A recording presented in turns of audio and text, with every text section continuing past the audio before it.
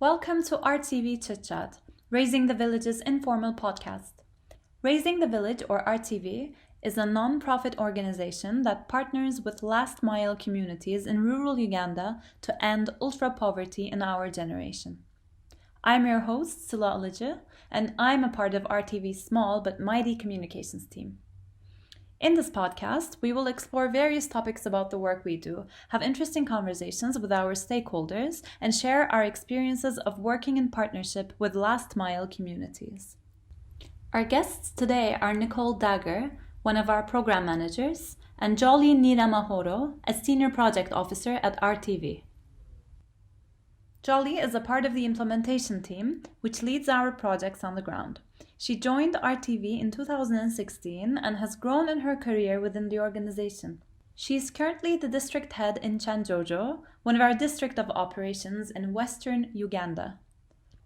Nicole is based in Toronto and has been with RTV for almost 3 years. She works closely with the implementation team in Uganda and provides them strategic support. Before COVID-19, Nicole used to travel frequently to Uganda to spend time with the team on the ground. Thank you for being here. I want to talk about the experience of working during this global pandemic and how has that been going so far for the both of you? How's that experience been so far? And we can start with Jolie.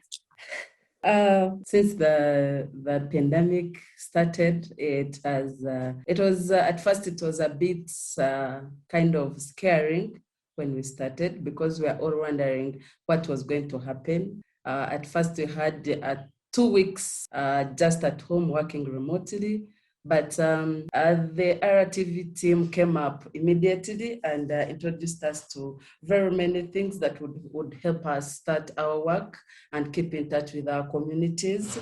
First of all, we had to go like digital kind of, or where like the meetings were scheduled on Google Meet. It was introduced. It was there previously, but again, we had to make it more common for everyone. Those who were not on board, we had also to bring them on board for even these other staff members. And we also had like the platforms for videos and photos for those who are not on ground to be able to understand what is happening in the community. They also introduced like we're supposed to have like trainings, but because most of the times our trainings are kind of big, they involve a lot of community members, and this was kind of minimized. But we, being that RTV is an essential service provider, we were able to move to the RDCs from different districts, and we had to seek permission, and they allowed us because we kind of provide services. For instance, when we look at WASH, we encouraged community members to keep washing their hands with the soap all the time when we moved it to the community. But of course, it was, we minimized them, but because of that service and also agriculture was also another one that also helped us because, being that they were not allowed all to move to do what, some of them lacked food, but we were able to help them, most especially to have like kitchen gardens, stack gardening, all that. And we had to embrace it in that we also had to bring in every time, like we had a small meeting or a training, we would as well move with masks so that in case there's someone who is like a suspect or has the disease, could not infect the rest. Right. Thank you. Nicole, could you sort of talk about the same experience for you, but more from the emotional side of things and how the pandemic has affected you, being in Toronto, being far away. Under normal circumstances, our team in Toronto would be visiting our Uganda office and our colleagues there on a regular basis. And unfortunately, we weren't able to do that this year. So I sort of want to ask you both, but we'll start with Nicole. What do you miss about those trips? The times where you were there as a visitor, how has that experience been like for you so far? So it's definitely been an adjustment, having not being able to travel. I think I was traveling maybe every other month or so, every 6 weeks, just to visit the team, making sure that the program quality was still there. Mm-hmm. And honestly, I think at this point, it's been January of last year was actually the last time I was in Uganda. So it's definitely been over a year now. And I do miss it. At one point, the travel is long. It's not a direct route. But having not traveled for so long, I do miss the team. I miss being on the ground and seeing what is happening. But in reality, our team is we have a large team in Uganda. It's doubled in size since I was last there. So I don't even know half the team personally. Everything has gone digital. And as Jolly mentioned, we've always done, because of the distance, we've always done remote meetings, virtual meetings. That's always been part of our work. So from that extent, our communication between Toronto and Uganda hasn't changed all that much. And we do rely on our team to really get the work done. Even when I was visiting, to be honest, I mean, I go there to build the relationships with the team. But if you put me in the field, I don't speak the language, so I'm kind of useless, and I do rely on the team to translate for me. So me being there doesn't change the work at all. It is the team that does it. So it's just that personal connection that you do miss, and not being able to build those personal connections, especially with the two new team members, is definitely different.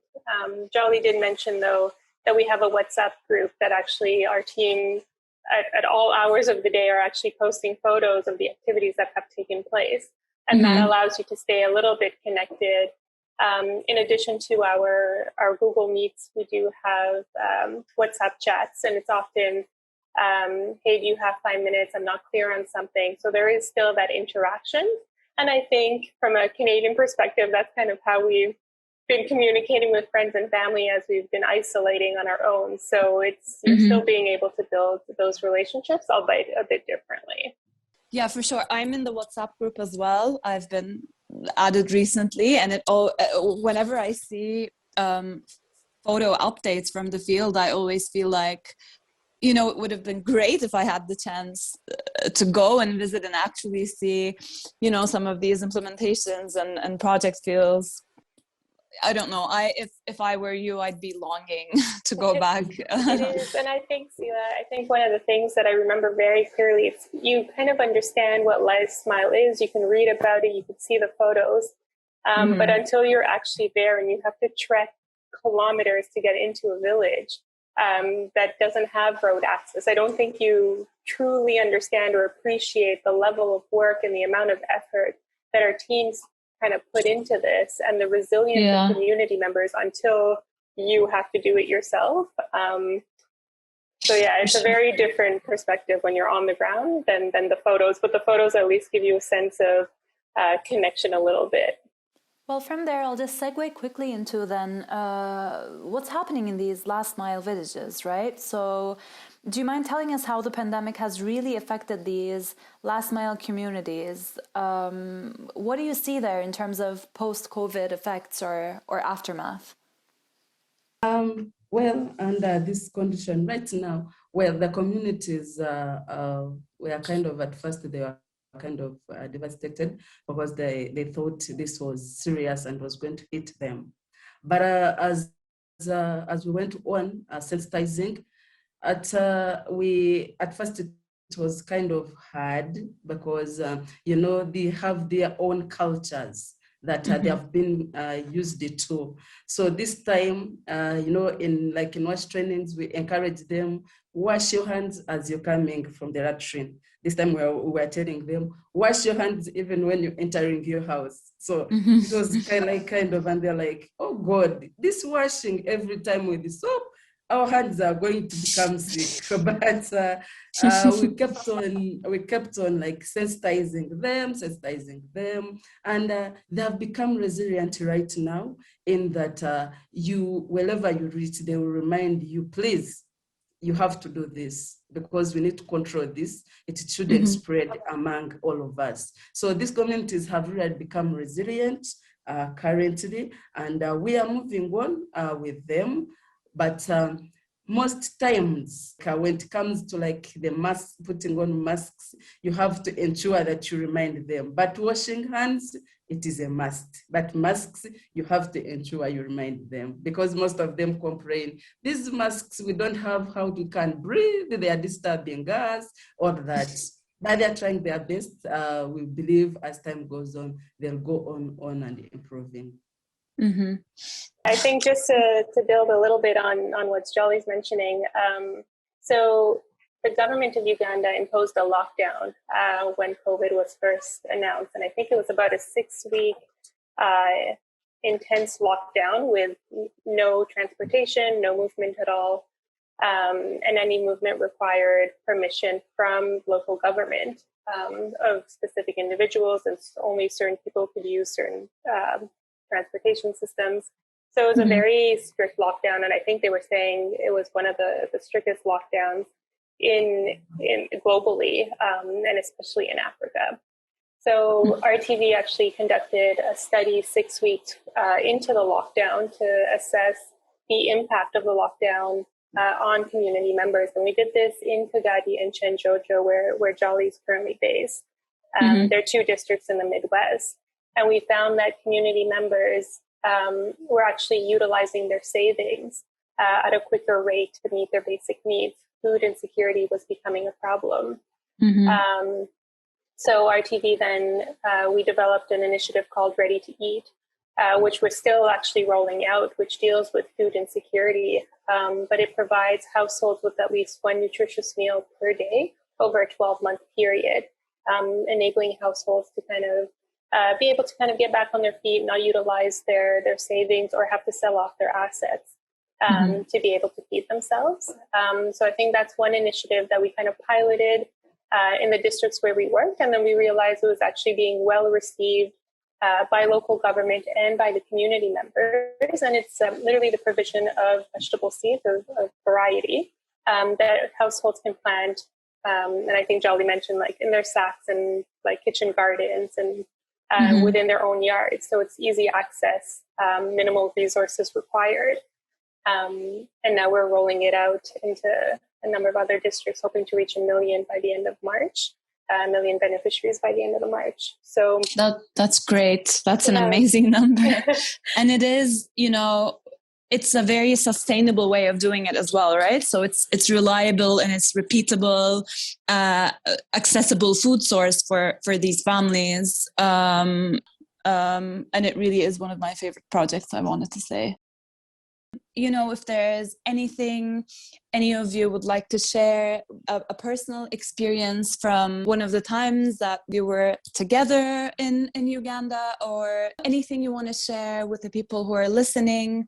I think I could tell a story of when I went with Jolly and Benina to Nyiramahoro, and I don't know if you remember Jolly.